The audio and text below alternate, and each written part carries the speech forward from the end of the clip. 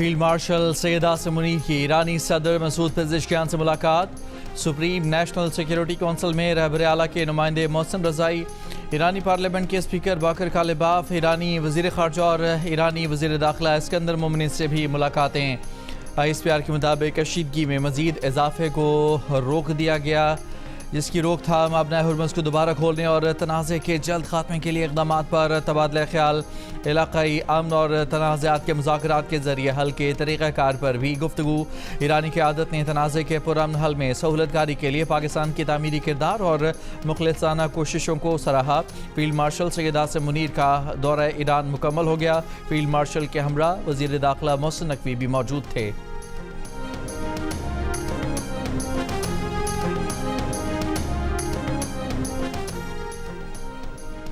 امریکہ نے ایران پر مزید پابندیاں عائد کرنے کا اعلان کر دیا۔ امریکی وزیر خزانہ اسکاٹ بیسن کی پریس کانفرنس، کہا کہ ایران کے ڈیجیٹل اثاثوں، ٹیکنالوجی، سونے، ہوابازی اور شپنگ کے شعبوں پر نئی پابندیاں عائد کی گئی ہیں۔ ایران سے تعاون کرنے والے ملکوں کو امریکی گرفت کا سامنا ہوگا۔ اسکاٹ بیسن نے کہا کہ متحدہ عرب امارات پہلے ہی ایران کے ساتھ اپنے تمام کاروبار معطل کر چکا ہے۔ اگر کوئی ملک امریکی توقعات پر پورا اترنا نہیں چاہتا تو اس کو ڈالر سسٹم سے نکالنا ہوگا۔ جو ملک ایران کی مالی شریان بنے گا وہ عالمی تنہائی کا شکار کر دیا جائے گا۔ جو ملک یا کمپنی ایران سے لین دین کرے گی اسے براہ راست امریکی پابندیوں کا سامنا کرنا ہوگا۔ اب ایران کے لیے ہر مالیاتی لائف لائن مستقل طور پر بند کی جائے گی۔ معاشی محاصرہ ایران کو مجبور کرے گا کہ ہرمز کو کھولے اور جنگ کے خاتمے کے لیے امریکی شرائط مانے۔ جو ممالک امریکہ کے ساتھ کھڑے ہوں گے وہ شراکت داری کے ثمرات حاصل کریں گے۔ جو ممالک تہران کے ساتھ جڑے رہیں گے وہ تنہائی کا حصہ بنائیں گے۔ توقع ہے کہ اس ہفتے کے آخر تک مالیاتی پابندی کا بڑا اعلان کر دیا جائے گا۔ امریکی وزیر خزانہ نے کہا کہ معاشی پابندی مضبوط ہتھیار ہے اور ہم یہ استعمال کرنے کی صلاحیت رکھتے ہیں۔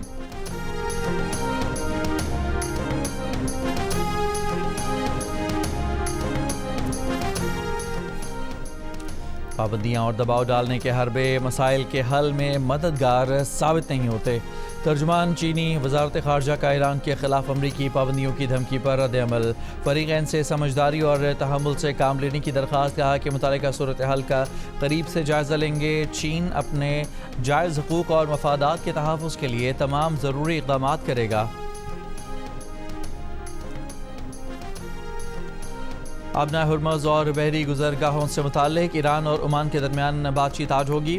ترجمان ایرانی وزارت خارجہ اسماعیل بقائی نے کہا ہے کہ آبنائے ہرمز سے تیل برآمد کرنے کے امریکی دعوے نفسیاتی جنگ کا حصہ ہیں۔ ایران نے بلغاریہ کو امریکی طیاروں کو ری فیولنگ سہولت دینے پر حملوں سے خبردار بھی کر دیا۔ ایرانی وزیر معیشت سید علی مدنی زادہ نے کہا کہ امریکی پابندیوں کا مکمل مقابلہ کرنے کے لیے تیار ہیں، وہ ہماری مالیاتی شریانیں نہیں کاٹ سکتے۔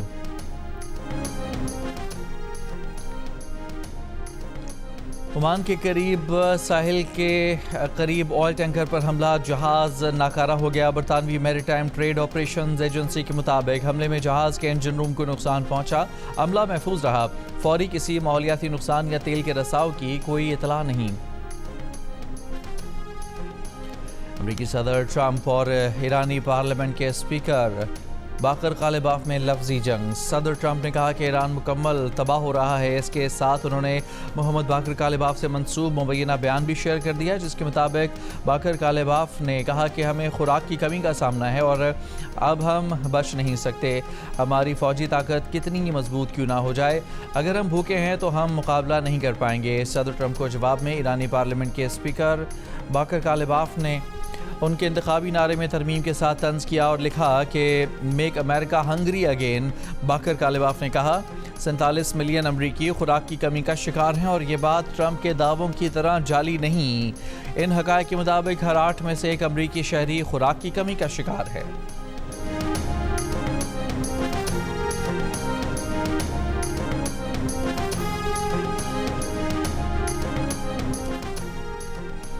ایران کی پارلیمنٹ نے ٹرمپ پر کالباف کے بیان کو توڑ مروڑ کر پیش کرنے اور فوجی شکست چھپانے کا الزام لگا دیا۔ میڈیا سینٹر سے جاری بیان میں ایرانی پارلیمنٹ نے کہا کہ امریکہ کا جھوٹا صدر، جس کے جھوٹے بیانات کی تعداد کا اندازہ 32,000 لگایا جا چکا ہے، وہ ایک بار پھر اپنی فوجی ناکامیوں پر پردہ ڈالنے اور امریکی عوام اور عالمی رائے عامہ کی نظر میں اپنی ساکھ بحال کرنے کے لیے جھوٹی خبریں گڑھنے اور گندے میڈیا کھیل کھیلنے کی کوشش کر رہا ہے۔ ایرانی پارلیمنٹ کے مطابق باقر کالباف نے دورہ عراق میں اپنے خطاب کے دوران ایران اور عراق کے درمیان اقتصادی تعاون، امریکی پابندیوں کا مقابلہ کرنے اور اقتصادی جنگ جیتنے پر زور دیا تھا۔ کہا تھا کہ ایران نے فوجی جنگ میں امریکہ کو شکست دی، تاہم اب امریکہ نے ذہنی اور اقتصادی جنگ کا راستہ اختیار کیا ہے۔ ٹرمپ نے کالباف کے ریمارکس کو غلط انداز میں پیش کر کے اسے ایران کی فوجی شکست کے اعتراف کے طور پر پیش کرنے کی کوشش کی۔ ڈاکٹر کالباف کے اجلاس کی مکمل ویڈیو عوام کے لیے دستیاب ہے۔ ان کی تقریر کے اصل متن اور جعلی خبروں کی جھوٹی سرخیوں کے درمیان واضح فرق امریکی صدر کی گمراہ کن اطلاعات کی مہم کے لیے ایک اور رسوائی ہے۔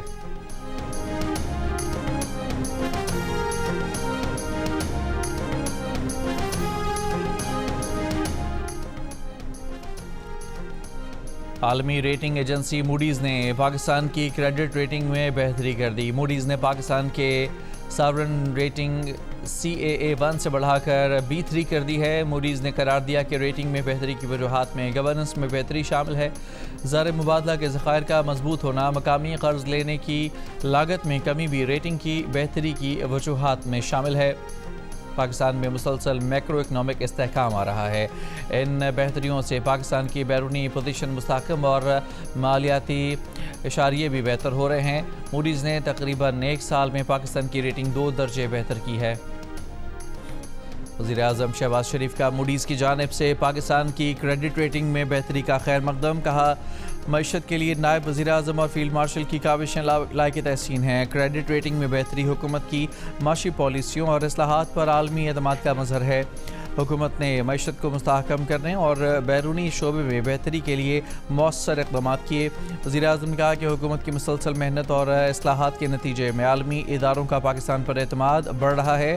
بین الاقوامی اداروں کی جانب سے ریٹنگ میں بہتری اس کا واضح ثبوت ہے۔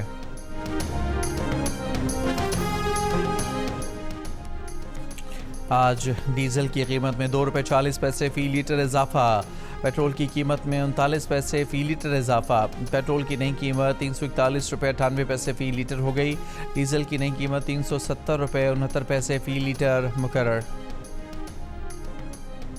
پارلیمنٹ ہاؤس میں اپوزیشن جماعتوں کا اہم اجلاس، مولانا فضل الرحمان نے کہا کہ حزب اختلاف میں بیٹھی جماعتوں نے مشترکہ اپوزیشن پر اتفاق کیا ہے، مشترکہ حکمت عملی ہوگی، آج پہلا قدم ہے اور اس سے سفر کا آغاز کر رہے ہیں۔ PTI کے چیئرمین بیرسٹر گوہر نے کہا کہ سب نے فیصلہ کیا ہے کہ ہم پارلیمنٹ میں قانون سازی پر یکساں موقف اپنائیں گے۔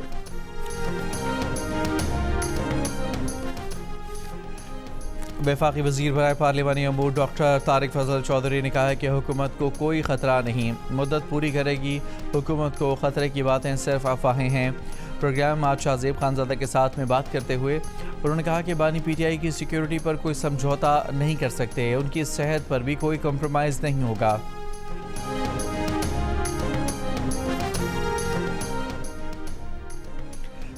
تحریک انصاف کے سیکرٹری جنرل سلمان اکرم راجہ نے کہا ہے کہ سپریم کورٹ میں توہین عدالت کی درخواست تحریک انصاف کی جانب سے نہیں بلکہ عظمیٰ خان کی طرف سے دائر کی گئی ہے۔ عظمیٰ خان کے وکیل عزیر بھنڈاری نے کہا کہ یہ ڈاکٹر عظمیٰ اور ان کی مرضی ہے کہ توہین عدالت کی درخواست میں کس کو فریق بنانا ہے اور کس کو نہیں۔ پروگرام کیپٹل ٹاک میں سلمان اکرم راجہ نے کہا کہ وزیر داخلہ محسن نقوی کے خلاف توہین عدالت کے ثبوت ان کے پاس نہیں، اس لیے انہیں توہین عدالت کی پٹیشن میں فریق نہیں بنایا گیا۔ اگر وزیر داخلہ محسن نقوی کے خلاف ثبوت ملے تو ان کو بھی توہین عدالت میں فریق بنایا جا سکتا ہے۔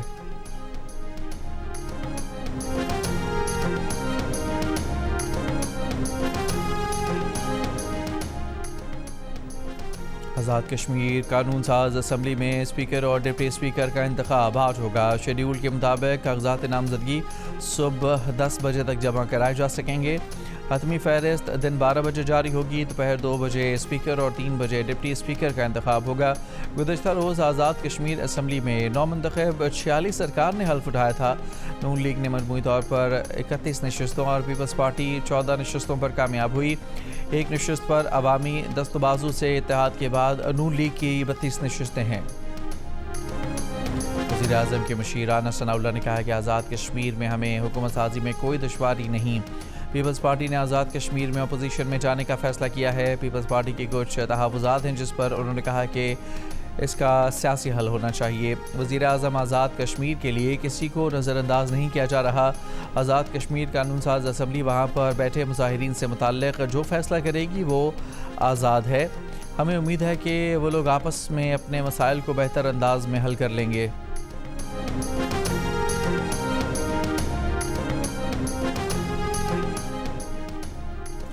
کراچی کے علاقے ڈیفنس فیز 2 میں ڈکیتی. موٹر سائیکل سوار 3 ڈاکو بینک کے باہر شہری سے 40 لاکھ روپے لوٹ کر فرار ہو گئے.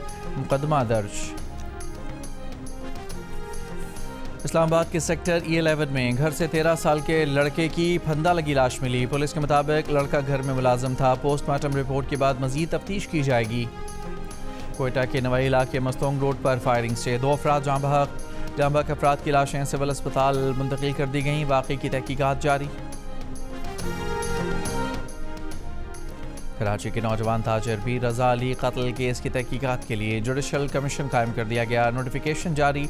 جسٹس عمر سیال پر مشتمل ایک رکنی جوڈیشل کمیشن جائزہ لے گا کہ پولیس تحقیقات غیر جانبدارانہ اور قانون کے مطابق ہوئیں یا نہیں. پولیس MLO یا کسی سرکاری افسر کی غفلت اور کوتاہی کی بھی تحقیقات ہوں گی. شواہد چھپانے، تبدیل کرنے یا کیس میں کور اپ کے الزامات کا بھی جائزہ لیا جائے گا. انکوائری کمیشن 30 روز میں اپنی رپورٹ سندھ حکومت کو پیش کرے گا. میر رضا کے لواحقین جوڈیشل کمیشن کے قیام کو پہلے ہی سندھ ہائی کورٹ میں چیلنج کر چکے ہیں. اہل خانہ نے JIT کے قیام کا مطالبہ کیا ہے. اس درخواست کی سماعت 31 اگست کو ہوگی. میر رضا کی لاش 29 جولائی کو گلستان جوہر سے ملی تھی.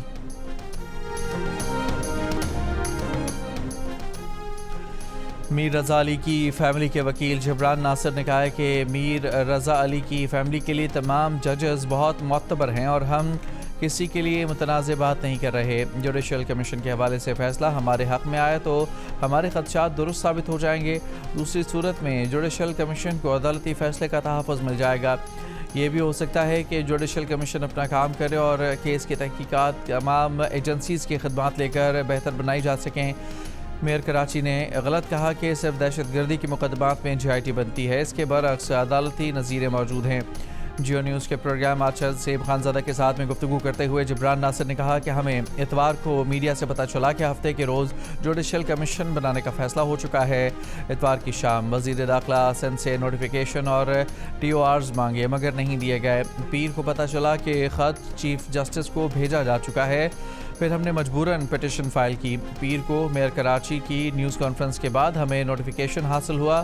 حکومت کی جانب سے یک طرفہ اقدامات اٹھا کر ہم سے کہا جاتا ہے کہ ہم پر اعتماد کریں.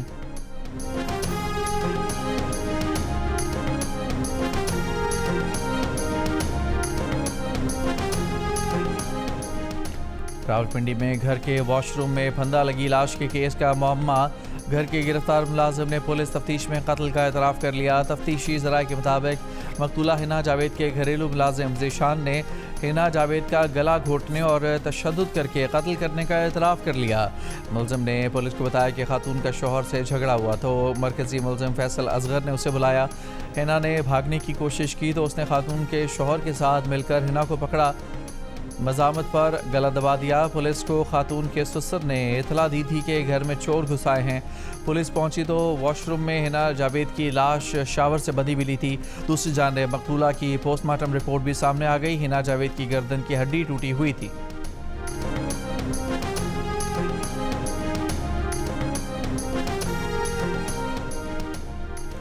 اسپیکر قومی اسمبلی آیا صادق نے حنا جاوید قتل میں وزیر قانون کو معاونت کی ہدایت کر دی. کہا قومی اسمبلی اجلاس میں اسپیکر نے کہا کہ حنا جاوید نے NITB کے پروجیکٹ میں پارلیمنٹ میں کام کیا تھا.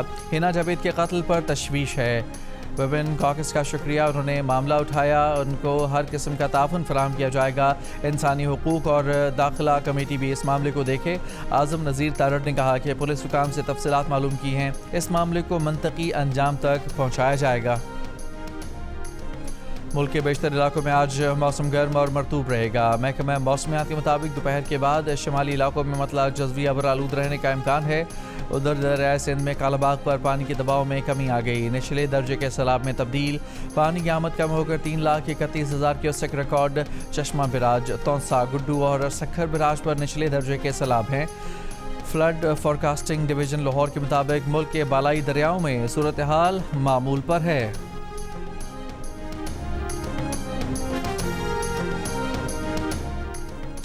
صومالیہ میں بحری قزاقوں کے ہاتھوں یرغمال بنے پاکستانی ملاحوں کی واپسی 4 ماہ سے زائد عرصہ گزرنے کے باوجود تاحال ممکن نہیں ہو سکی۔ اہل خانہ پریشان، یقین دہانی کے بجائے عملی اقدامات کا مطالبہ کیا۔ لندن کے دورے پر پہنچے نائب وزیر اعظم اور وزیر خارجہ اسحاق ڈار نے کہا ہے کہ قزاقوں کی تاوان دینے کی بات نہیں مانی جا سکتی۔ عالمی قوانین ہیں کہ مغویوں کو تاوان دے کر نہیں چھڑوا سکتے۔ قزاقوں کو اس طرح پیسے ملنے شروع ہو گئے تو وہ یہی کام جاری رکھیں گے۔ قزاقوں کے ہاتھوں پھنسے 10 پاکستانیوں کی رہائی کے لیے کوششیں کر رہے ہیں، جن کی تفصیلات ابھی نہیں بتائی جا سکتی۔ کوشش ہے کہ کسی بھی طریقے سے ملاحوں کو چھڑایا جائے۔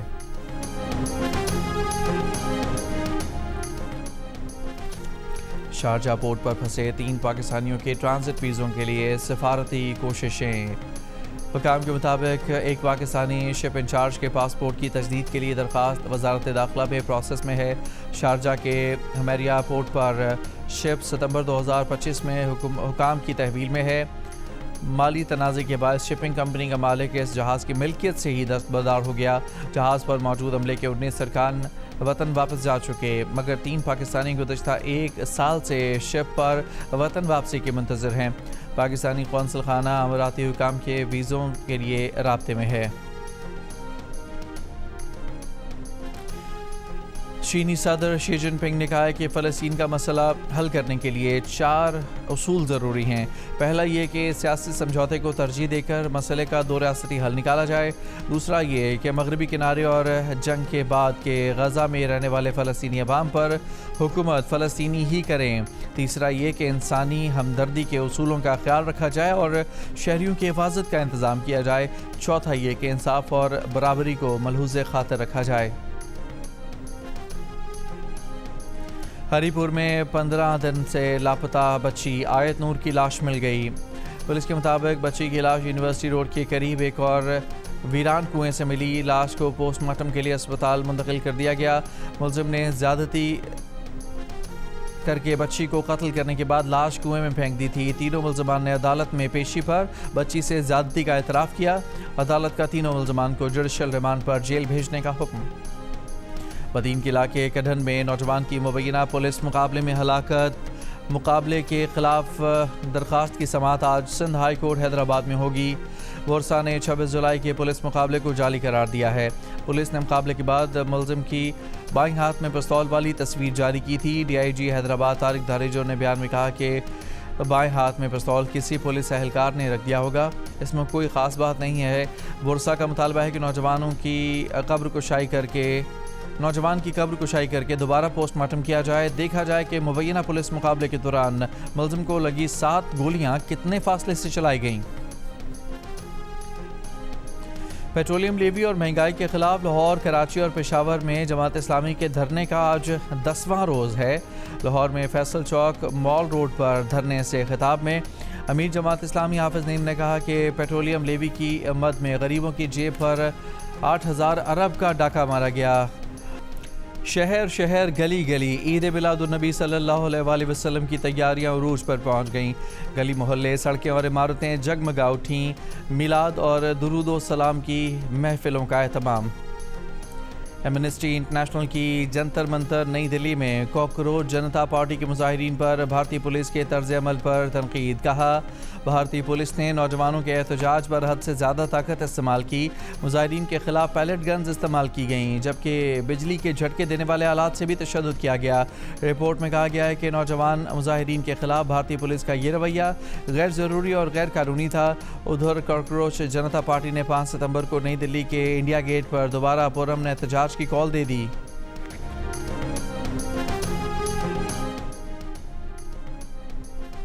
محکمہ اطلاعات اور ثقافت پنجاب نے 8 اسٹیج اداکاراؤں پر 1 ماہ کی پابندی لگا دی. نوٹیفیکیشن کے مطابق غیر اخلاقی ڈانس اور نامناسب اشاروں پر یہ کارروائی کی گئی. میئر کراچی مرتضی وہاب نے سلام کراچی فیسٹیول کا آغاز کر دیا. فیسٹیول میں ثقافتی، موسیقی، کھیل و تفریح اور شہری سرگرمیوں کا انعقاد کیا جائے گا. میئر کراچی مرتضی وہاب نے کہا کہ فیسٹیول کے دوران شہر کے مختلف مقامات پر رنگا رنگ تقریبات ہوں گی. فریر ہال میں گرینڈ بازار اور ثقافتی شو کا انعقاد کیا جائے گا. سفاری پارک میں فیملی فیسٹیول، ٹیلنٹ ہنٹ اور میوزیکل نائٹ منعقد ہوگی. فیسٹیول 7 ستمبر تک شہر بھر میں جاری رہے گا. اور انقلاب کے دائی، مزاحمت کا استعارہ اور خوابوں کو لفظوں کا روپ دینے والے شاعر احمد فراز کی آج 18ویں برسی. احمد فراز کا کلام آج بھی تازہ ہے.